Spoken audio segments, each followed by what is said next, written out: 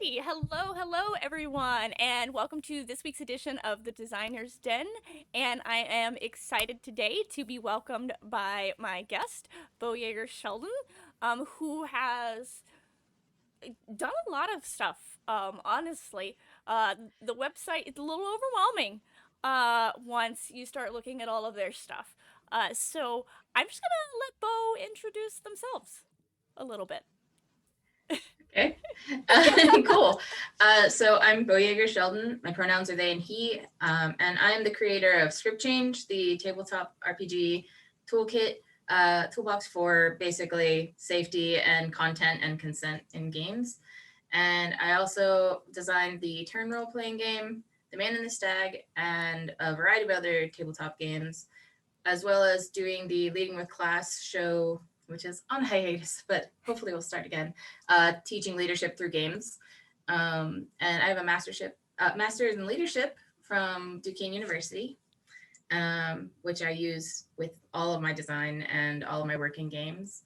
And I'm a queer, gender fluid, non-binary, masculine person. So a lot of that is part of what I put into my games too. So thank you so much for having me on. I'm excited to talk today. No, of course. I'm excited to have you here, um, and to be able to talk about your stuff, especially the script change safety tool, because that's something that's near and dear to my heart. Is proper safety tools, but let's actually start with your most recent project, your Kickstarter for The Man and the Stag. So that just wrapped up, right? Yeah, and I went a kind of non-traditional route. Instead of using Kickstarter, I used itch.io to fund, and they Oh, call it an itch starter. an itch starter. Yeah, uh, there are a couple of people other than me who have been doing this kind of change because of not necessarily being happy with Kickstarter's plan, or it didn't suit for them or whatever. So I ran a campaign for a really small amount on itch.io over a course of like a month and a half for The Man and the Stag, which is a two-player game using playing cards and prompts and like themes to inspire scenes, where you tell the story of the man, who is any gender, any background, and the stag, which represents all of nature and the cosmos.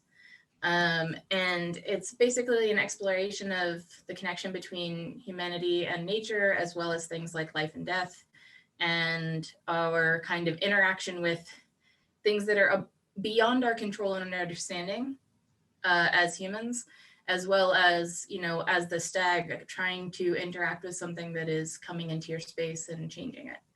Um, yeah, it's I really love it. It's a very beautiful game, and it creates really, really rich stories whenever you play through. So. And yeah, and it's actually part of the zine quest stuff. So everyone who was Yep. super into that, I'm gonna pop up the my favorite image here, art by Mix Morgan, with the little skull and the stag and everything.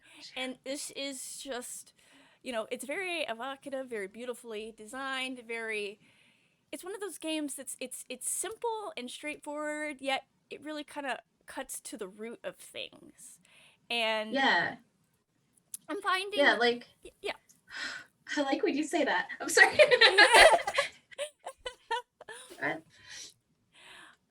But yeah, like that's kind of become a bit more of a trend lately in the gaming community, is to come out with these shorter games, especially Mm-hmm. this time of year. April, no, March is when we get a deluge of zines, and it Mm-hmm. is a most wonderful time of the year. Uh, Yeah. yeah. And so we're seeing a lot more of those shorter format games. And whereas before, you know, way back in history and all of that, like those would be just like shorter variations on barely existing tropes and stuff. And we're seeing a lot Mm-hmm. more thoughtful games, a lot more, I guess, philosophical type stuff. And I think that's really kind of indicative of the changing demographics of the gaming community. We're getting more representation. We're getting more Mm-hmm. people who think about how everyone interacts with the world around them and has an impact on it, instead of just like the world revolves around me. Yeah, it's actually really interesting. So, I my game collection that I basically was the curator of and did a game for, in I don't remember what year, but it was the year before Zine Quest started. It was called Behind the Mask, and it was basically a collection of works by non-binary and trans masc people, anyone who is non-cisgender masculine. And we had a whole bunch of stuff that was like bits and pieces of other types of games, or there were like character types for Apocalypse World and Monster Hearts and things like that. But we also had a couple of fully original games in the text as well. And it was used as like one of the exemplaries for Zine Quest whenever it first started. Oh. And I have been a huge supporter of Zine Quest the whole time, and each year I've tried to do a whole bunch of interviews for that period. And this year I kind of had to cut back, but I still like just was amazed at like how we've, with the zine format, made people able to explore complex concepts in shorter spaces and make it more accessible and more widely seen because of the Zine Quest promotion and everything Mm-hmm. like that. And there's so many amazing games out there. And one of the ones that my partner is doing is called A Greeblin's Journey, and it's actually still going. And it's a single player game about a Greeblin, which is somewhat like a goblin, but something very different altogether.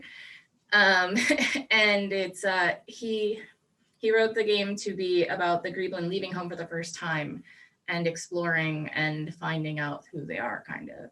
And it ended up being like a very, for me, queer exploration whenever we played it. Like it was a lot of really rich stuff in there. And it's a beautiful, beautiful game. And it's just like one of the many games that are still like being built and put out in zine type games that are inspired by this. I'm a big fan of short form in general. And it seems like a really good allegory to just like a lot of people now just like, you know, leaving their comfort zone and becoming more in touch with like who they actually are as a person. And Yeah. I mean, I know I did that.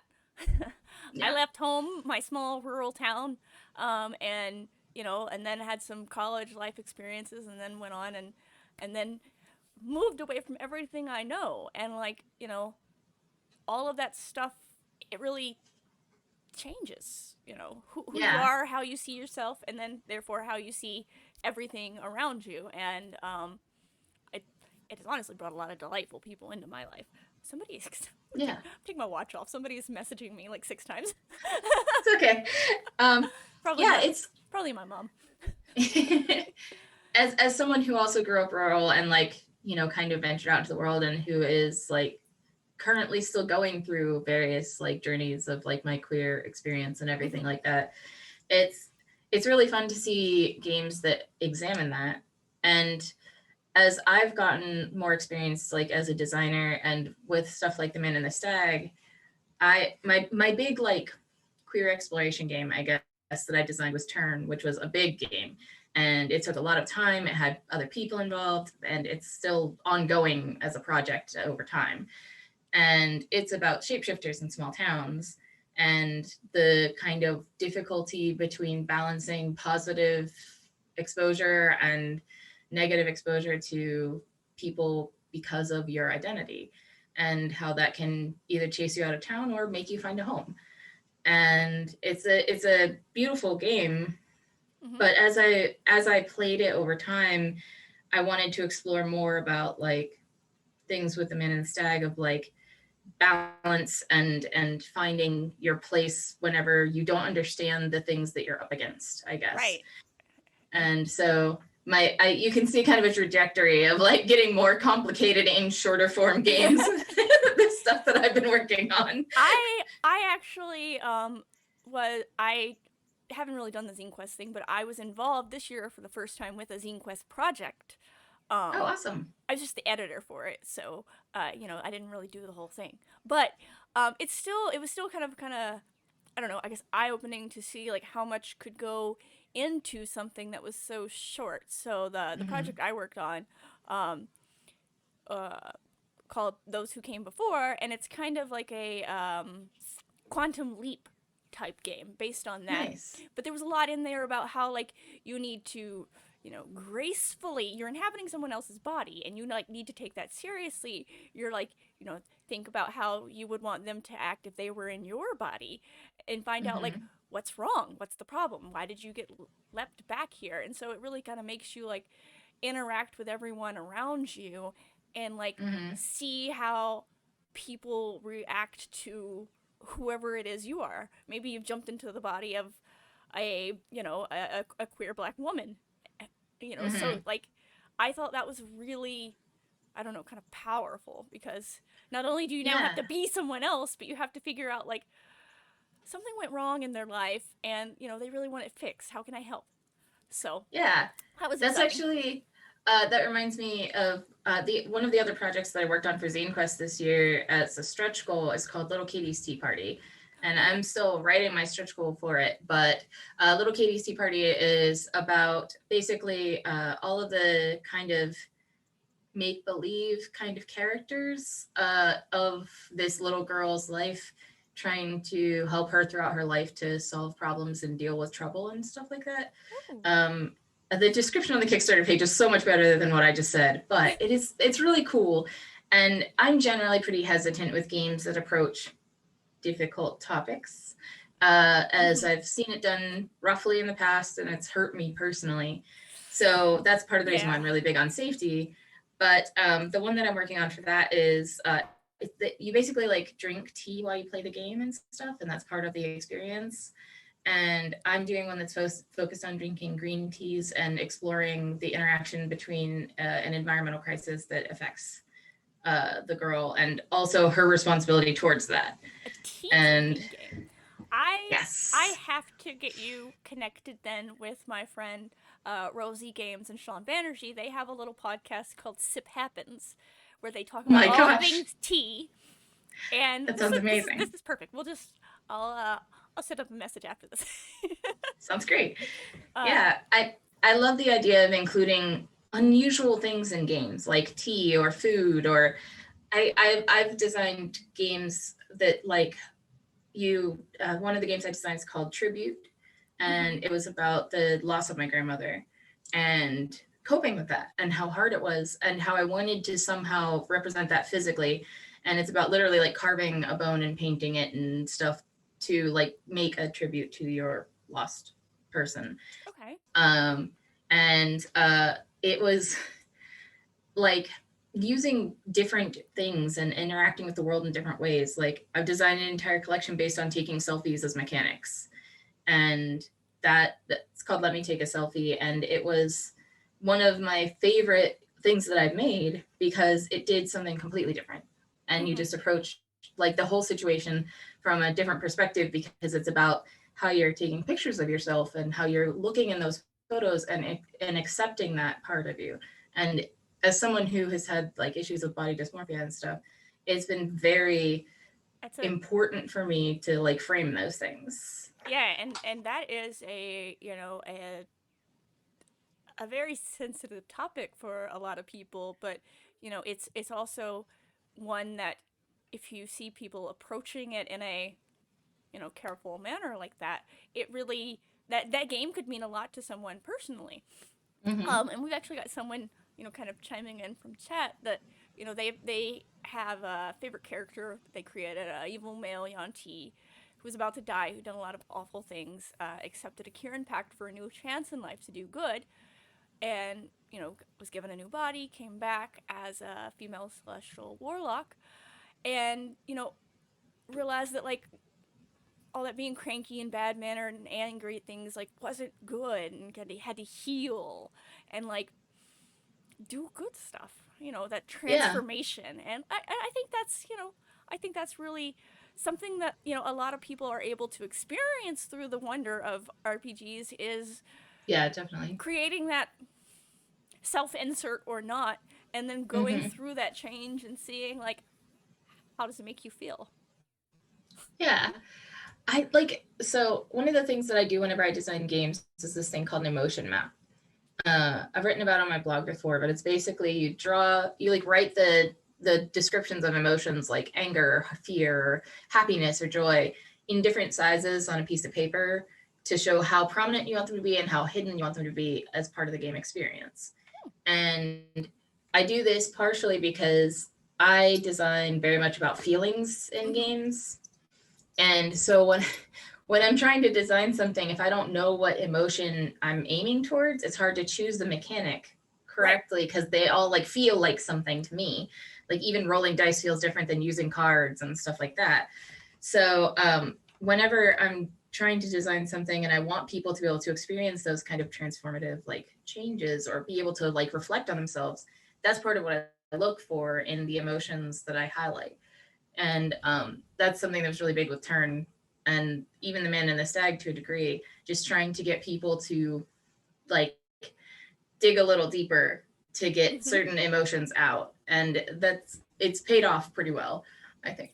I think emotion map. I think this is the first time I've heard that one. That's a good tool though, when you step back and Thank you. think about it, because when you're creating a story, like that's one of the things that you can control. You can't control what players are going to do in the end, but you can kind of steer them towards those. This is supposed to be an emotional climax, and they're all supposed to be feeling joyous here. Like, how did we get to that point? The players did, whatever they did. Right.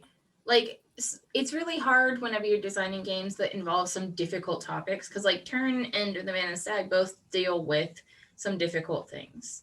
Like most of my games have some sort of aspect where there's something challenging to deal with. And like in The Man and the Stag, you're dealing with things like environmental harm and death and time passing and not being able to control that. Mm-hmm. And things in Turn, you're often experiencing things like, you know, judgment from other people and stigma and social conflict and emotional change and growth, as well as physical transformation. And the biggest thing when I did the emotion maps for them was trying to make sure that there were points of happiness and joy and camaraderie and stuff like that in the game otherwise, because otherwise you get so bogged down if everything mechanically and narratively is about these bad things that you can't experience the game in a full and rich way.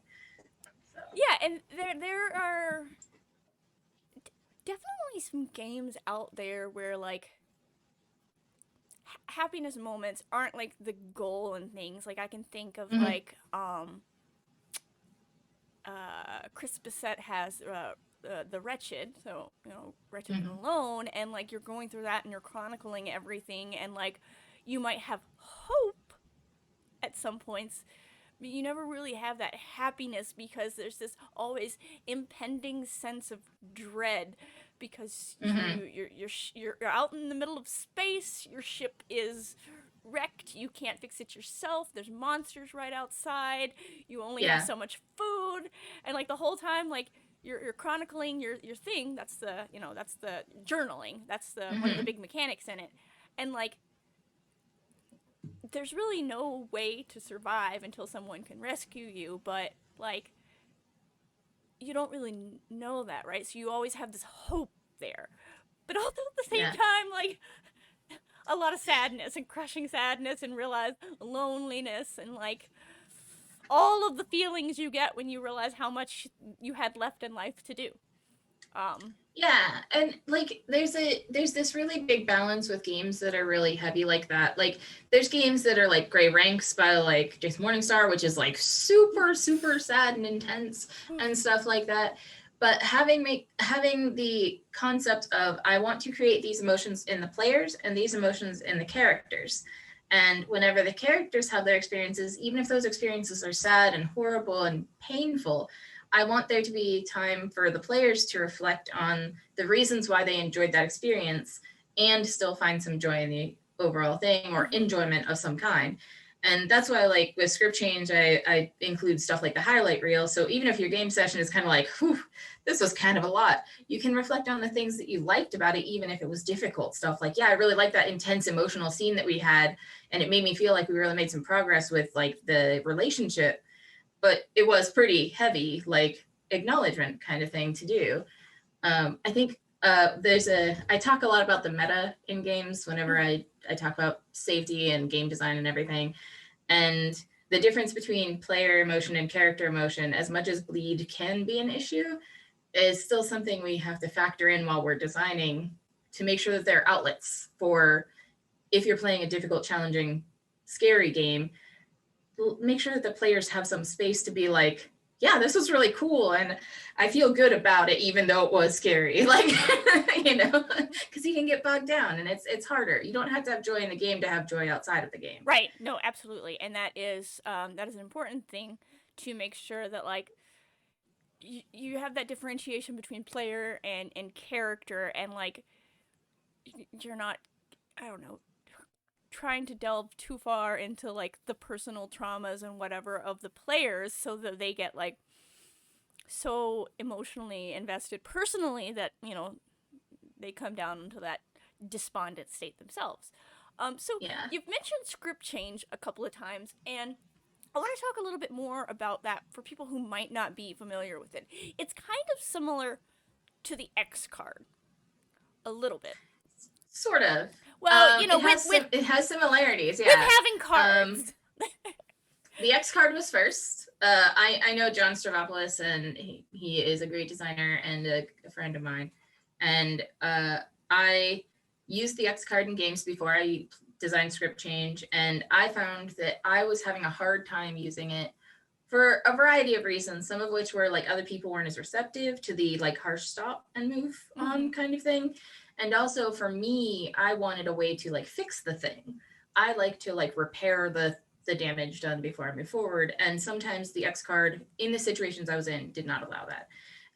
And so whenever I went to design script change, my first goal was that it would be a document that would always grow and change with what we need in the community. And it has done that. And the first 3 tools I designed for it were the rewind, which is like the X card, where you pause whenever something's wrong, or maybe people don't like what's happening, or they're not happy with the scene, and you back up a little bit and redo it.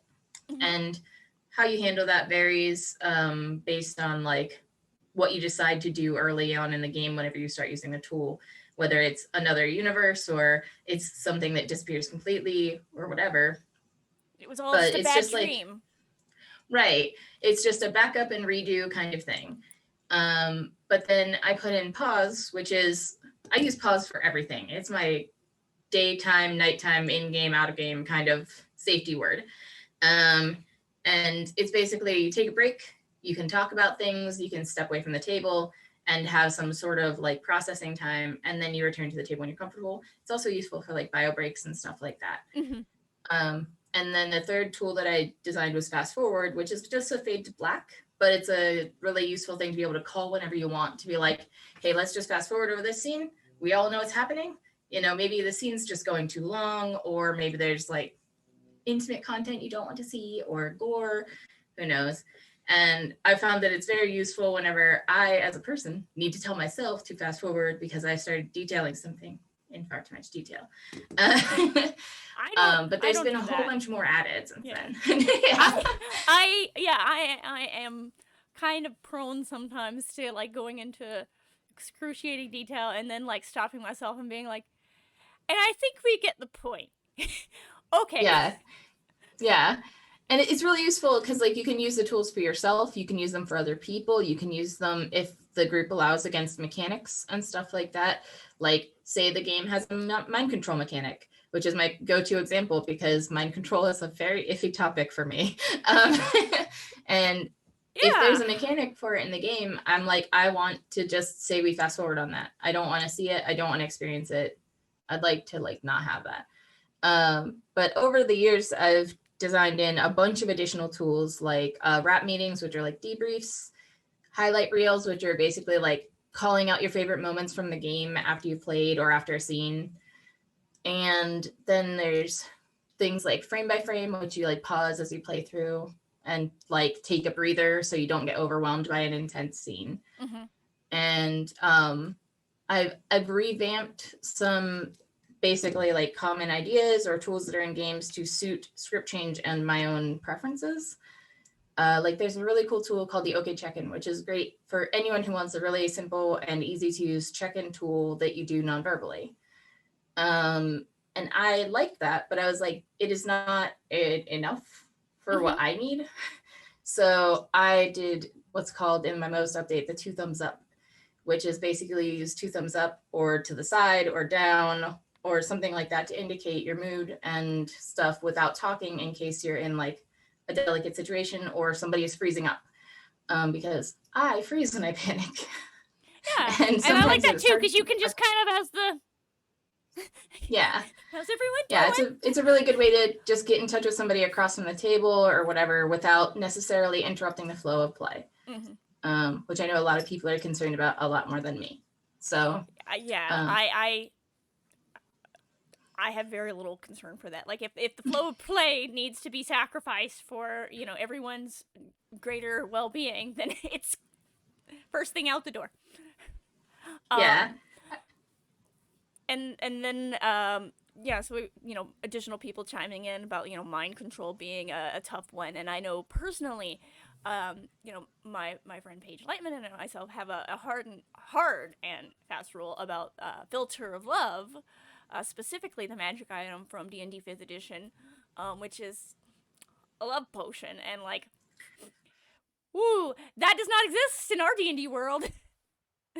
Because there yeah. was a rather prominent incident at, I believe, UK Games Expo, where, you know, DM had it, used it on a player, and there ended up being a very rapey scene.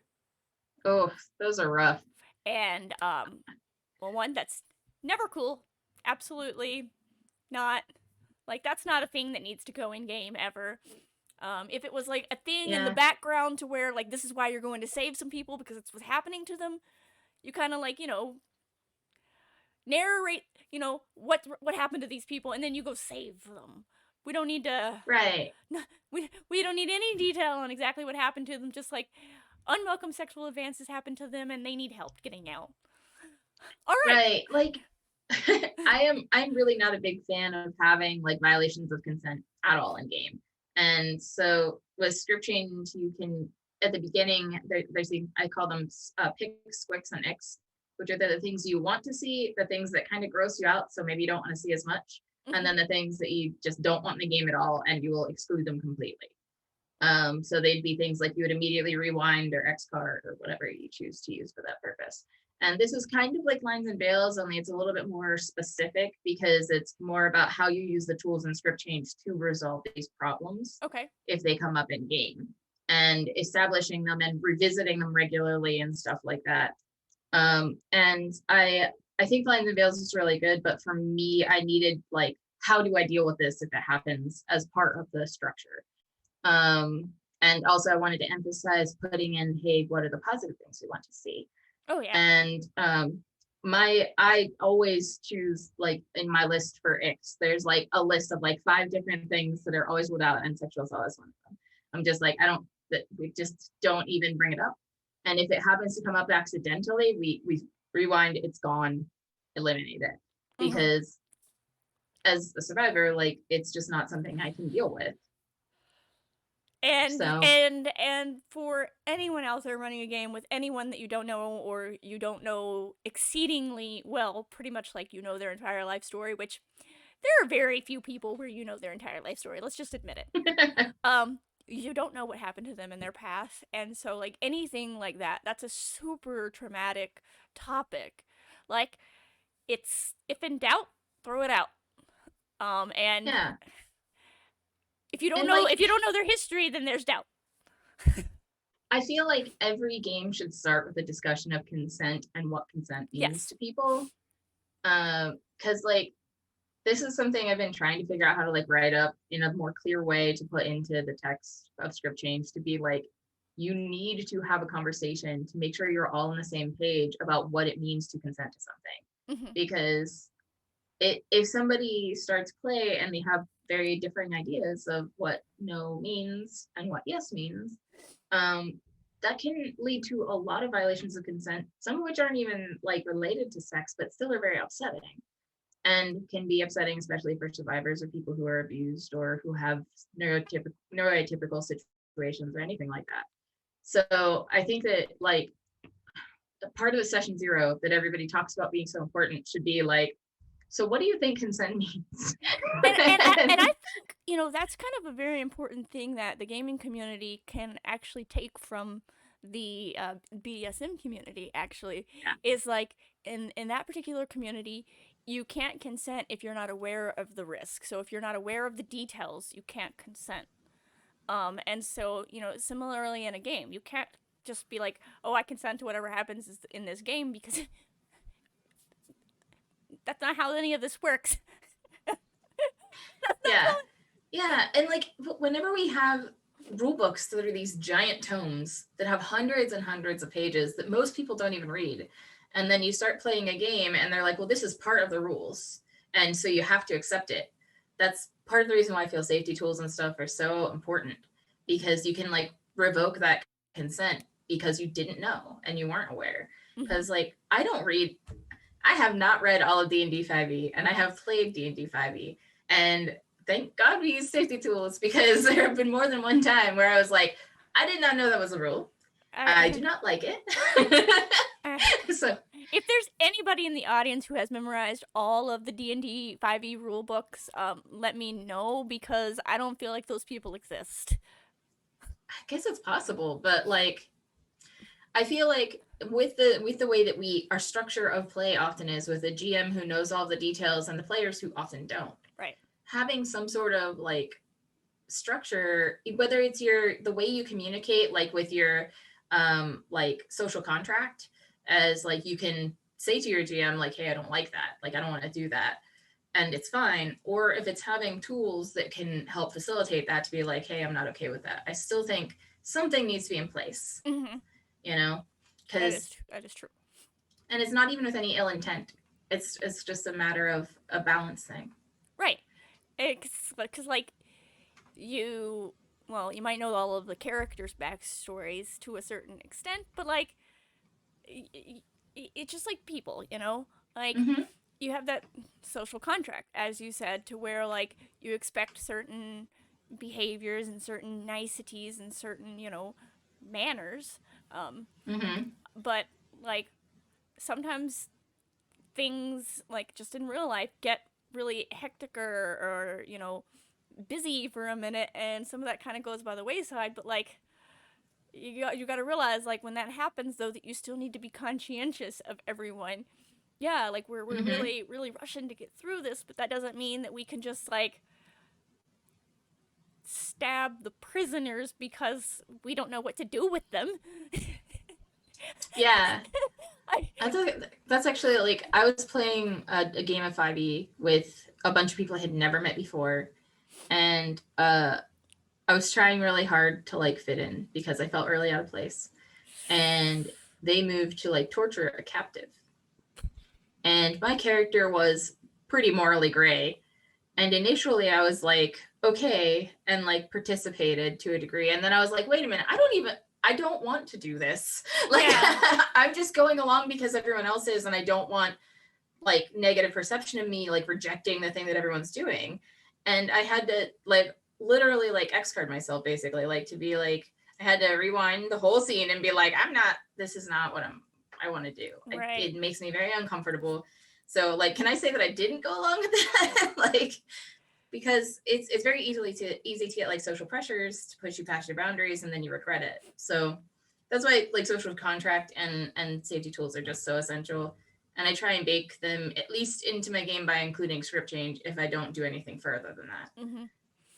I mean, and script change is a very versatile tool. It has, you know, you can use as much or little of it as you need in your various games. So I think that that is, you know, a great way to.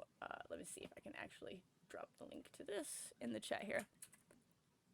A great way to kind of start that conversation with your players at the beginning. Your session zero. Okay, we're going to be using this tool.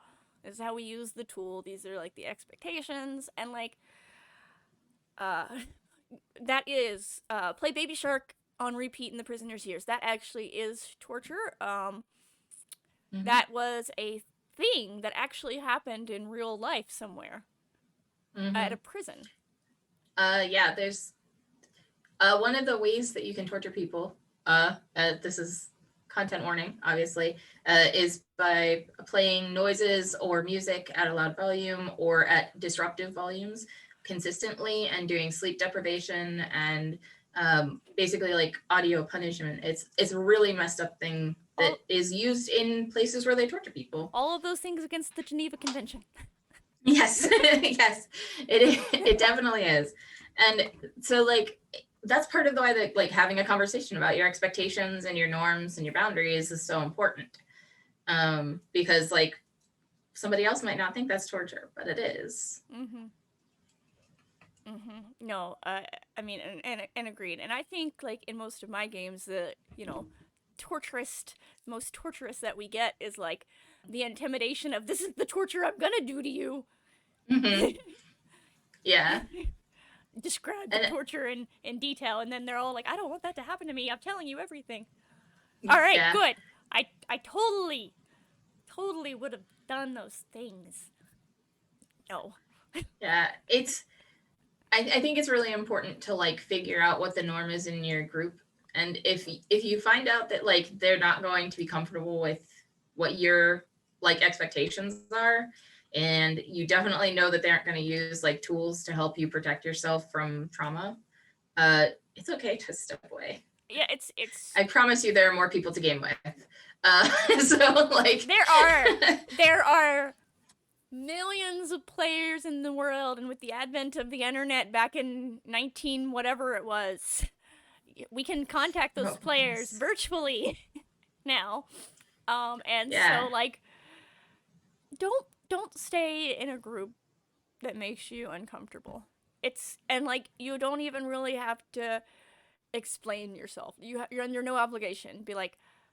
Just be like, I'm sorry, I'm gonna leave. Yeah. That's it. And it's hard, and like there may be hurt feelings, but hurt feelings from a choice to protect yourself are much better than the sometimes long-term upset trauma kind of stuff that you can deal with if somebody breaks your boundaries in a social situation. I've had people go over my boundaries in a game where I didn't have safety tools, and it is hard to recover from. I am also okay in convention settings with players doing the Irish goodbye, where you get up to do something and you just don't come back. You just don't. Yeah. That's a polite way to leave a party, by the way, because once one person says goodbye, then everyone's like, oh, yep, look at the time. Yeah. And like while it is polite to explain things or whatever, you really don't have to put yourself first. That's necessary. Like, and I think that's something that we struggle with a lot as gamers, because it's all about, the game. We got to make the game happen and tell the story, and like we got to be part of our group. But like, if it's hurting you, please, like just step away. Take care of yourself. It is important. And the best part about like stepping away, like I have literally left multiple game groups. Like I've probably left, I think 5 at this point, including some that I had for years. And I was just like, I can't do this anymore. Like it's hurting me. It's not healthy. And so I stepped away, and I ended up every single time finding something so much better and finding a way to play games in a happier, healthier way. And that's part of what led me to gaming and doing design in games in the first place, is leaving a group that wasn't serving me. And I just kind of was like, screw this, I'm out of here. And like, I quit. And I ended up writing for Gaming as Women back before I came out, and got into design that way. So that you may be, walking away from a table, but you're definitely going into a room full of doors. That is true, and that's a very positive way to look at it. Just because you're closing one door doesn't mean there's not a multitude, infinite number of doors before you. And that's actually a kind of interesting story for how you got into game design in the first place. Like, you left a situation that you weren't comfortable in, and you decided, the old, screw it, I'm gonna do it myself. Yeah, I'm so my main like design philosophy is based on like destructive design, which is like you tear something down into its base parts, and then you put it back together in a way that makes sense. And sometimes that is not the original way it was intended. And sometimes it's better that way.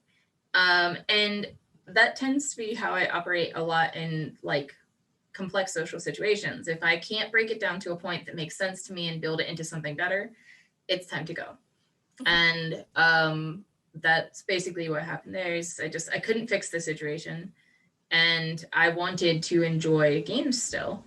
And it made such a big difference in my life because that's how I got into game design. That's how I got into blogging and everything like that, and became basically like an actual professional in games.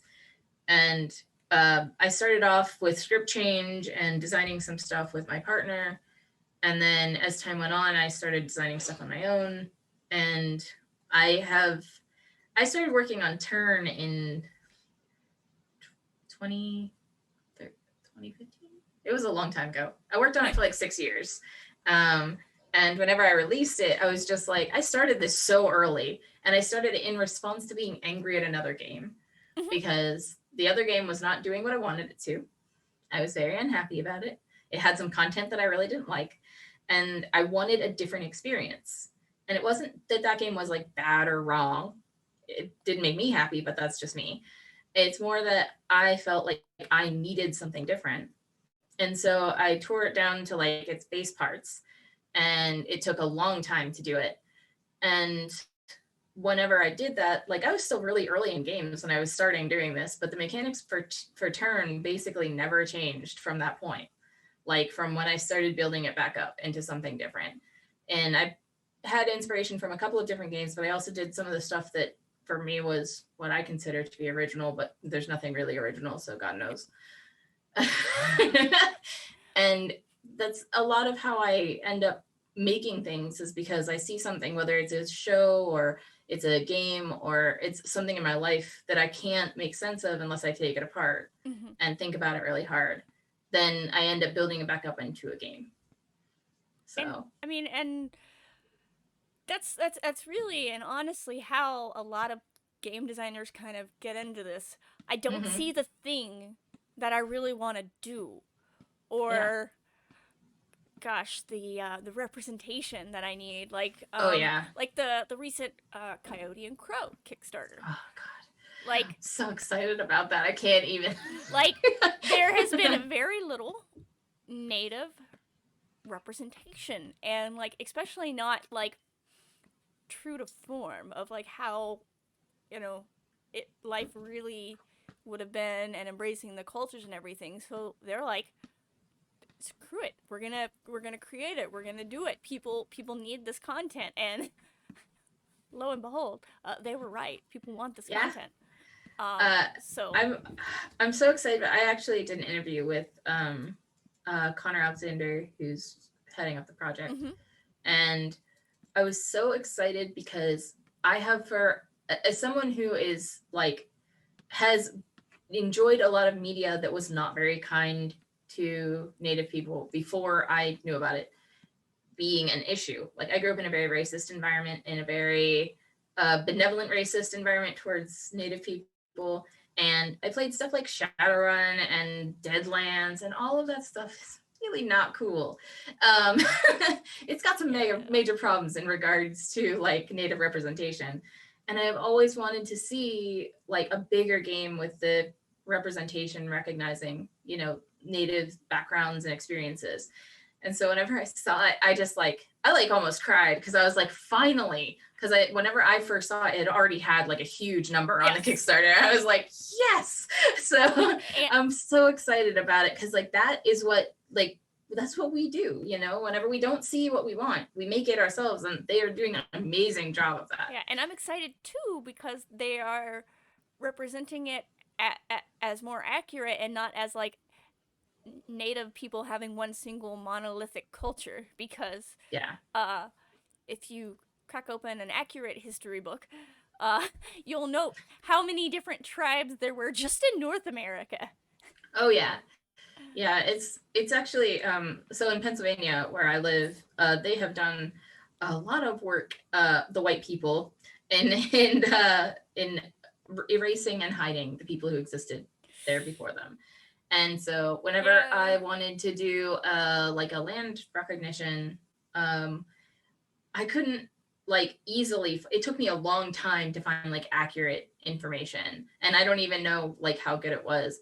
And I'm hoping that the success of Coyote and Crow does what the success of other games that are more popular, for people of color or people from different backgrounds and stuff like that, like trans people and stuff, will spark some interest in learning about that. And so maybe we can break down some of what's already built into our communities and our culture as white people, because they're being very encouraging in Coyote and Crow for people like us to play it. Yes. So I want us to all learn, because I know I need to learn. Yes. So Exactly. it's amazing. I'm really excited about it. And I mean, I know I am very white, quite white, and I'm also from the southeastern part of the U.S. where there was a major Native American population prior to the whole Trail of Tears forced migration thing, and so like it's a very shameful part of our history. So like, no, we don't talk about it, and like we Mhm. should, and like it's actually kind of especially bad that we don't talk about it because we still maintain so many of the Native American names for things like state of Georgia, looking at you with how many counties and cities that you have that are native names, while you're also like, yeah, they're awful. Yeah. Like It's they even named their baseball team, which that's actually not a great name. It's a racist name, anyways. But yeah. It's a big thing in white culture to take from people of color and take from indigenous people, and to never give back. And I have been trying to do more myself, but like my biggest thing I want in games is to see more representation. mhm. And so I'm very excited. Uh, I'm very excited about Coyote and Crow, in part because we learn from our media. Like Yes, that's how people learn a lot of the time, because our education like on this stuff sucks, right? So like we go to TV, we go to games, we go to video games, we go to like books and stuff that we read, and like how we everyone learned can't. about the Tulsa massacre from Watchmen. Right. Like we don't learn about this stuff in a organized fashion. It's through our media a lot of the time. And so I really want that to have an impact like so many other things have. Which is part of the reason why I wanted to interview them. I was like, yes, this is so great. I have a very small blog platform, but I like to promote people when I can. I'll have to see if I can talk to them. They're all very busy right now. Yeah. So but maybe I'm sure maybe there will be opportunities in the future. yeah. I'm just they just wrapped the Kickstarter, so they're in the busiest of the busy. So Yeah. And um Kickstarter is a really rough game, especially the bigger your numbers get. So I'm hoping that like they have us the support like to get through it, and to get the game out as they want it to be. Because I as someone, I've done 3 Kickstarters before I did my itch starter for the Man and the Stag, and they were the most exhausting experiences. It was like worse than doing my master's degree, frankly. I'm in the middle of my master's, so it's just like worse than this. Yeah. It's just draining, because you're constantly marketing, you're constantly trying to look at numbers and figure out new ways to promote and fill the space and represent everyone that you're trying to represent. And it's very exhausting. So I'm impressed with the work that they're doing, and I want to see more like this from all sorts of people from different backgrounds, and hopefully that will happen. And then once you start hitting those numbers, you have to start thinking about like what stretch goals to get people to continue to buy in, and like how do we make sure that those are economically feasible, and that we're not overburdening ourselves. And yeah, it's a lot. I It's a lot of actually work. yeah.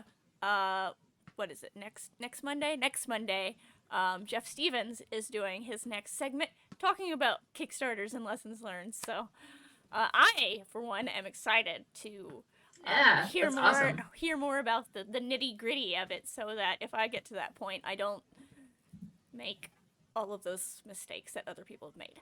I'll learn from everyone else. Um, Yeah, there is a lot to learn, and frankly, I stepped away from Kickstarter for a lot of reasons. partially just the pressure of the projects were just too exhausting. Even doing the itch starter was challenging.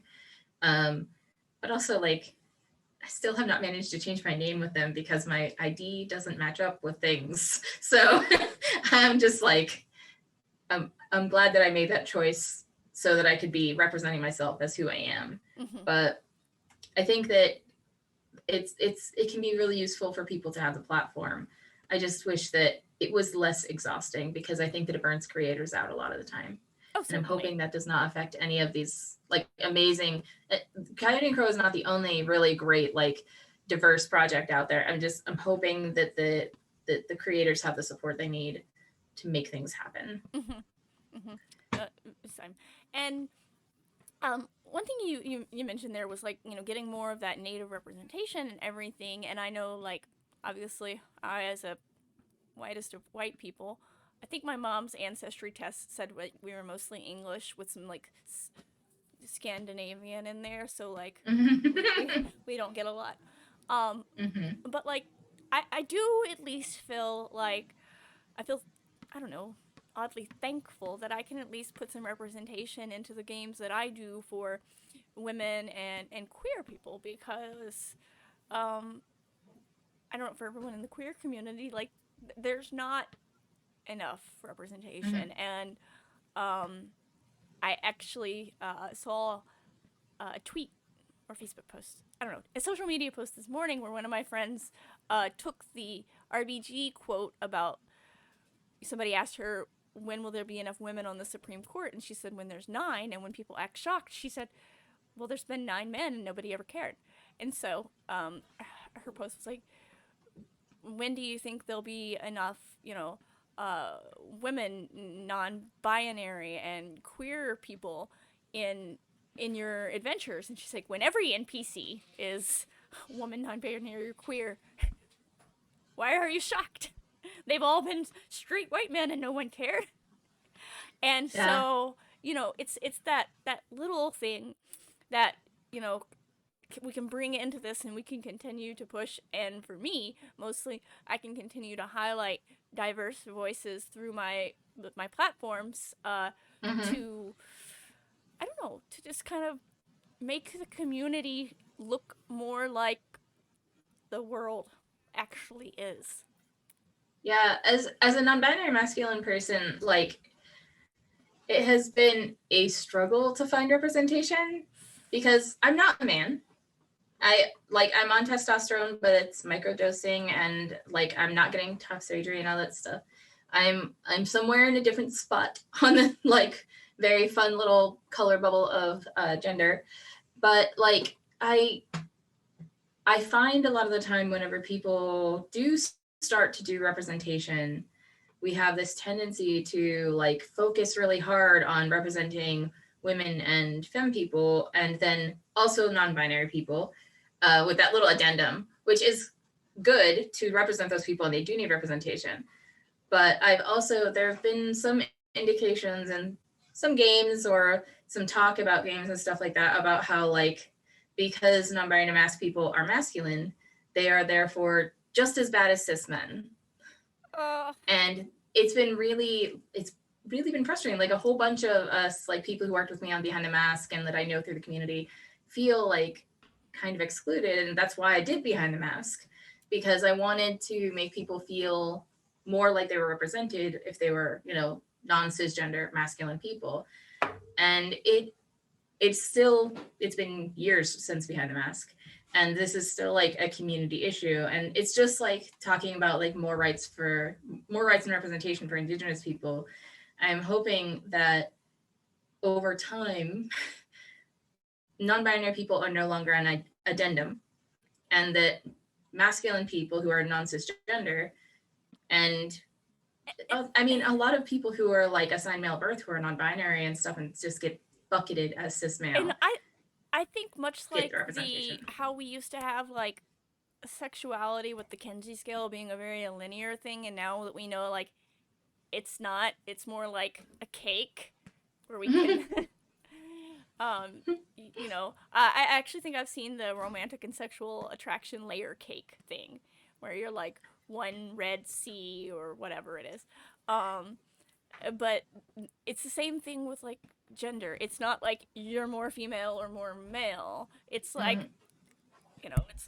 it's a cake, and for a lot of people it's not even like, it's not a fixed point, just like sexuality. It's not a Mhm. fixed point. Like some days you know it, and a lot of people also, this is one of my, I can get on a soapbox about this. This is one of my things. A lot of people think non-binary means androgynous, and like, whew, let, I get started here. You That's know, very hard for me. non-binary people do not owe you androgyny. They can look like someone can look just like me and be like, I'm non-binary, and you can't just be like, no, you're definitely a femme, a woman, and because like, no, this is like, gender and gender expression is like the one place in the world where like it does not matter what the cover of the book says.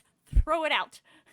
Right. You gotta listen. You gotta listen to the to the actual. You gotta read the book. Talk to the person. Um, Right. Yeah, it's like it's for games especially, it feels so weird that we're so behind about it, which I feel we are. Like in indie games and in certain groups, like we're doing better, but like trad games are kind of just lagging for me a little bit. Like they yeah. have one or two iconic, like this character's allowed to be non-binary or this character's allowed to be queer or whatever, but like it's not like real life where there's just so many of us that are like parts of every community. And so like it's hard for me because I'm like, this is something I really care about in games. And then like I can't think I think of one or maybe two important characters that people have mentioned in various games and stuff that are non-binary masculine.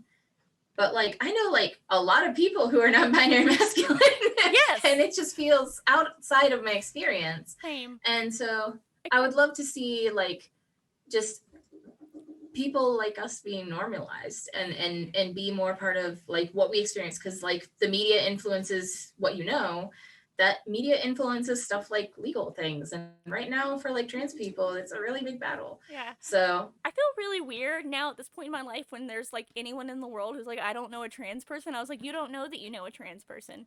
right. Because I start going through like my Rolodex in my head of like the people that I know and know well enough to like, they've told me their gender identity, and I'm like, well, we got a lot of trans people in here. Or non-binary falls somewhere in the trans spectrum.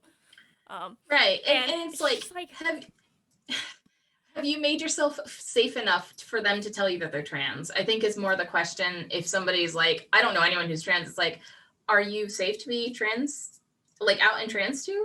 Have you ever made an indication that you're accepting and welcoming of people who are different? mm-hmm. Because if you haven't, maybe that's why you don't know any trans people. But there we go, bingo. Well, that, want to close with everyone. Get more of this representation in your work. If you do not have those identities, bring in someone as a partner on your project who does. Bring in sensitivity readers who are of that. That way they can make sure that you're representing things in the correct thing. Like, you, Yeah.